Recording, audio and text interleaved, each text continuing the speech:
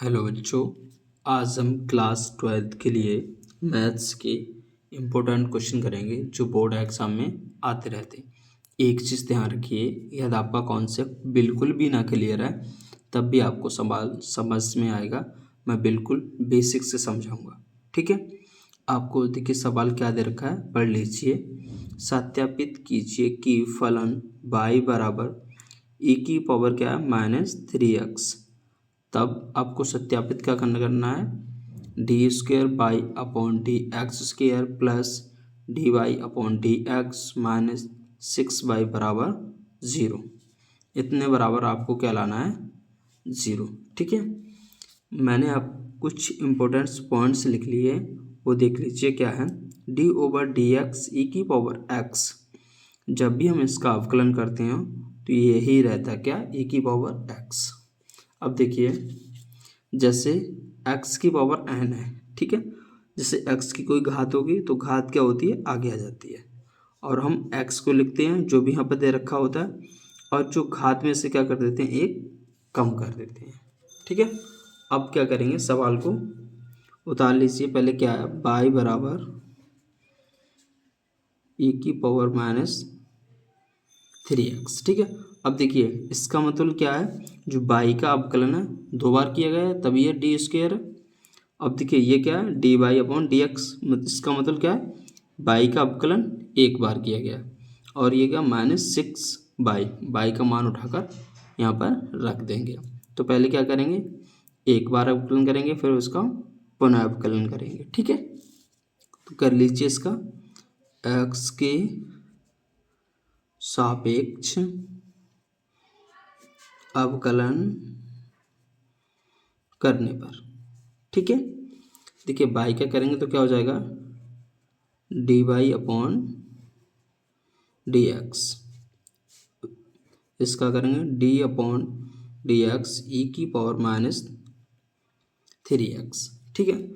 अब देखिए e की पावर -3x, इसका हमारे पास कोई डायरेक्ट अवकलन नहीं होता है, ठीक है। अब इतना हम जानते हैं कि e की पावर x का अवकलन e की पावर x होता है।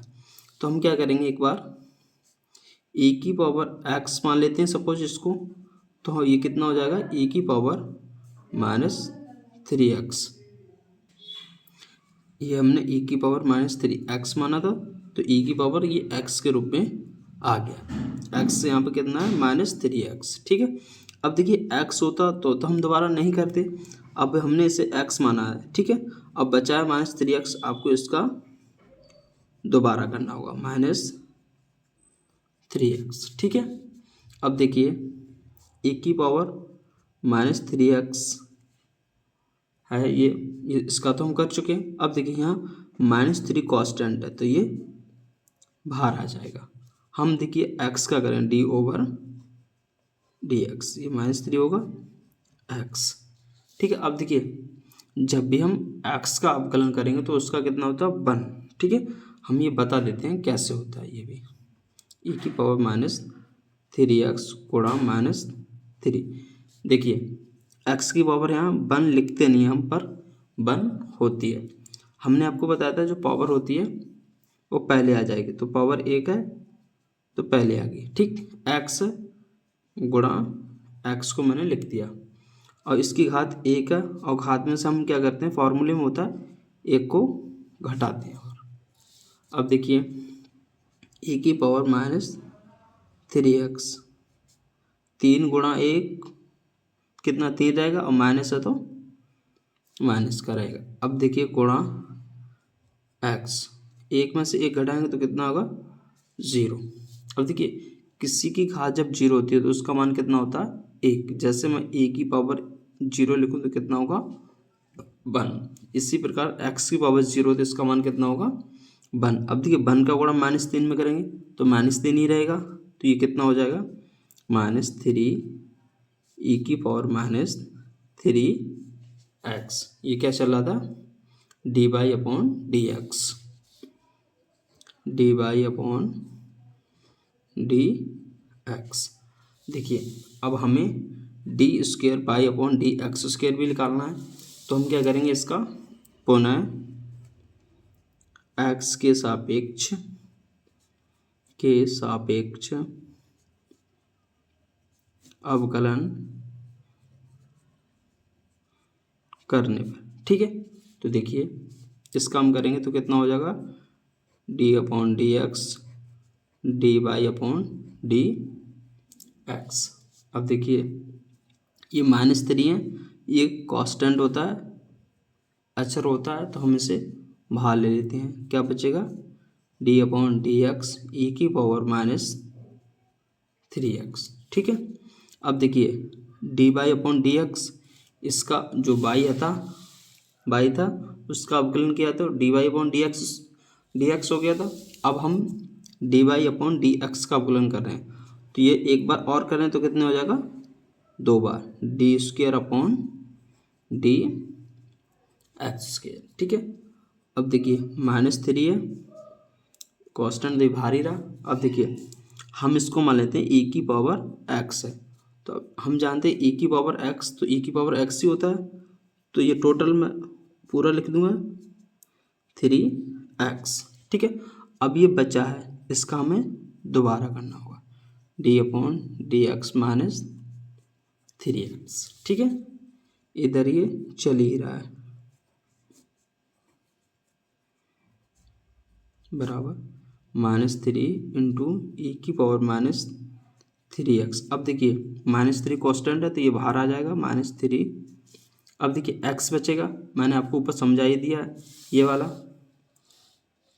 जब x बचा था तो उसका कितना हो जाएगा, x की पावर 0 आएगी, तो 0 किसी की पावर 0 होती है उसका मान 1 होता है, 1 का गुणा करेंगे तो कोई फर्क नहीं पड़ेगा, तो कह सकते हैं हम डायरेक्ट कर देंगे अब यहाँ पर x का कितना हो जाएगा 1, क्योंकि ये -3 था तो मैंने बाहर ले लिया क्योंकि ये कांस्टेंट। ठीक है, अब देखिए -3 3 तिया 9। अब देखिए माइनस माइनस प्लस हो जाएगा, क्या होगा, इंटू ई की पावर -3x। इधर क्या है, D square by upon D x square. ठीक है, अब जो आपको सिद्ध करना था वो देखिए क्या है, ये लिख लीजिए यहाँ पर, D square by upon D x square plus D Y upon X -6y। ये लिख लीजिए यहाँ पर, D square by upon D x square plus D Y upon D X -6y बराबर 0। ठीक है, अब ये सारे मान लगा दीजिए।